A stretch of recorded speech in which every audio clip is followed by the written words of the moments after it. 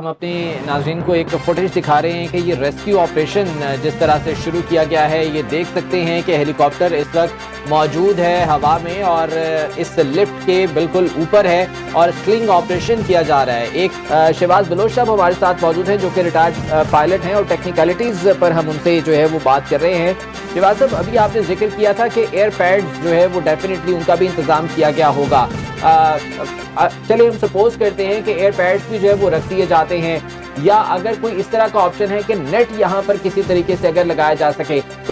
نہیں دیکھیں، وہ ایک آپشن تو ہو سکتی ہے، لیکن I will definitely not never go for that option, کیونکہ آپ دیکھیں وی نیڈ ٹو انڈرسٹینڈ کہ یہ ایک کھائی ہے، ایک ڈچ ہے جس کے اوپر یہ آپریشن ہو رہا ہے۔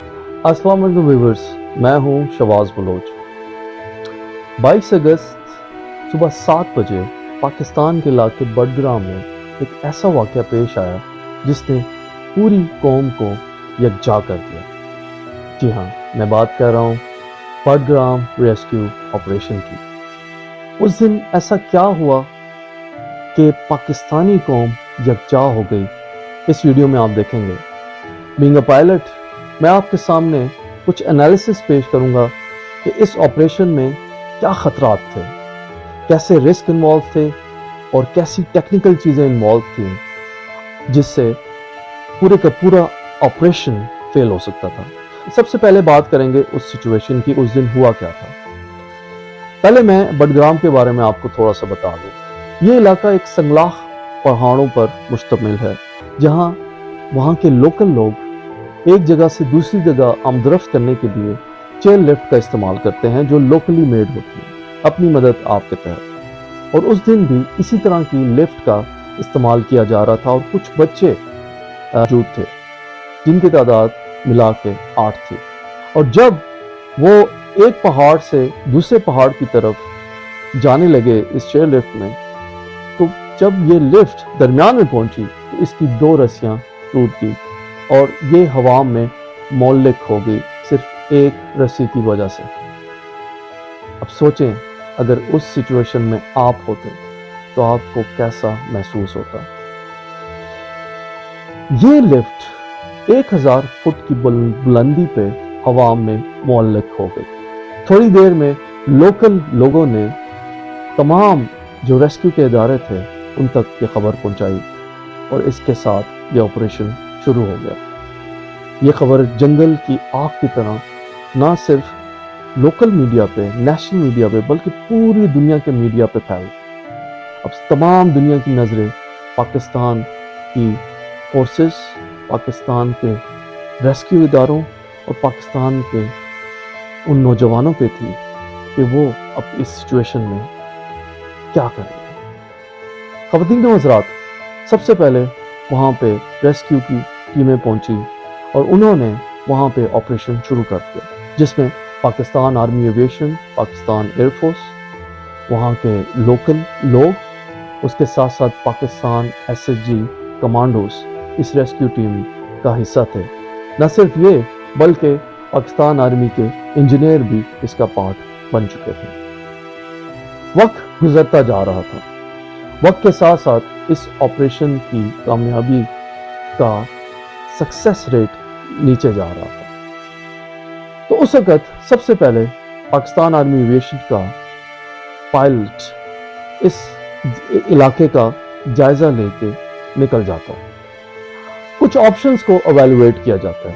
سب سے پہلے انہوں نے سوچا کہ ایک لائٹ ویٹ ہیلی کاپٹر اس ریسکیو میں شامل ہوگا اور وہ سلنگ آپریشن کرے گا۔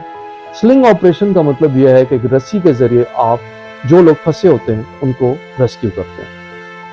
دوسرا آپشن یہ تھا کہ بڑے ہیلی کاپٹر کے ذریعے ایک ڈولی کو نیچے لایا جائے، ایک لوہے کی ڈولی بنا کے، اور ان بچوں کے قریب لا کے ان کو ریسکیو کیا جائے۔ تیسرا آپشن یہ تھا کہ ایک بڑے ہیلی کاپٹر کے ذریعے اس چیل لفٹ کو حکم کیا جائے اور پوری چیل لفٹ کو اٹھا لیا جائے۔ اور چوتھا آپشن یہ سامنے آ رہا تھا کہ ایک اور ڈولی بنائی جائے اور وہ اس ڈولی کے قریب لائے جائے اور اس میں بچوں کو شفٹ کر کے یہ ریسکیو آپریشن کیا جائے۔ خواتین و حضرات، میں زمین کی بات نہیں کر رہا، میں 1000 فٹ हवा में मुअल्लक चेयर लिफ्ट्स की बात कर रहा हूँ। यकीनन आपके रोंगटे खड़े हो चुके होंगे। सबसे पहला टेस्ट रन किया जाता है क्योंकि वक्त बहुत बीत चुका था। उस डोली के अंदर, उस चेयर लिफ्ट के अंदर एक बीमार बच्चा भी था। तो सबसे पहले एक लाइट वेट हेलीकॉप्टर के जरिए एक कमांडो को लेके उन बच्चों तक दवाइयाँ और पानी पहुंचाया गया और उसने अपने पायलट को बताया कि हवा तेज होने की वजह से न सिर्फ वो कमांडो हिल रहा था बल्कि वो डोली भी हिलना शुरू होगी खतरनाक तरीके से, और ये खतरा था कि वो टूट के उस खाई में गिर जाती। इसके बाद इस ऑप्शन को ड्रॉप कर दिया गया। अब आते हैं सेकंड ऑप्शन की तरफ।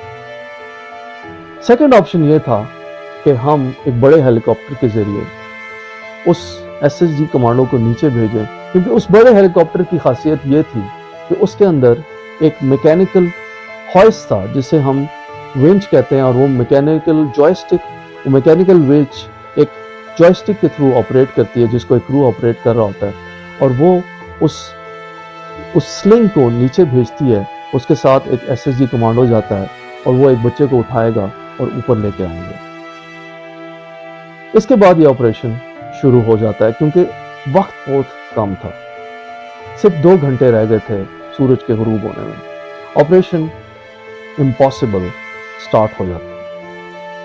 थोड़ी देर में पूरी कौम को ये खुशखबरी मिलती है कि पहला बच्चा पाकिस्तानी जांबाज पायलट्स और एसएसजी कमांडोज की शुजाअत से, महारत से पाकिस्तानी आर्म फोर्सेस ने रिकवर कर लिया। ये एक बहुत बड़ी खुशखबरी थी। पूरी कौम इस खुशखबरी का इंतजार कर रही थी, जैसे एक अंधेरे में एक रोशनी का समा था। और थोड़ी देर में एक और खुशखबरी आती है कि एक और बच्चे को रेस्क्यू कर लिया गया। लेकिन अब इस ऑपरेशन में एक ट्विस्ट आता है। वो ट्विस्ट ये था कि अंधेरा हो चुका था और इस ऑपरेशन को, फ्लाइट ऑपरेशन को कंटिन्यू करना खतरे से खाली नहीं था, क्योंकि इसके अंदर न सिर्फ उन पायलट्स की जिंदगी खतरे में थी, इसके साथ साथ उन एसएसजी कमांडोज की जिंदगी भी खतरे में थी। लोकल लोगों की मदद से एक और उन्होंने डोली बनाई और उसके थ्रू तमाम लोगों को बहिफाजत रेस्क्यू कर लिया। ये एक बहुत बड़ी कामयाबी थी पूरी दुनिया के सामने, क्योंकि ये एक आम ऑपरेशन नहीं था, ये एक खतरनाक कॉम्प्लेक्स ऑपरेशन था, क्योंकि हवा में मुअल्लक एक डोली को रेस्क्यू करना था और उसके ऊपर एक हेलीकॉप्टर को स्टेबल करना था। मैं खुद एक पायलट हूँ और हेलीकॉप्टर को 1000 फीट से ऊपर स्टेबल करना बहुत मुश्किल काम है, और उसके साथ साथ किसी को रेस्क्यू करना एक इम्पॉसिबल चीज़ है। अब इस मिशन से हमने क्या सीखा? हमने ये सीखा कि मुश्किल से मुश्किल अगर हालात हों और हम यकजा हों तो कोई भी मुश्किल हमारे सामने बड़ी नहीं हो सकती। उसको हम ख़त्म कर सकते हैं, उस मुश्किल से निकल सकते हैं, क्योंकि United we stand, divide we fall.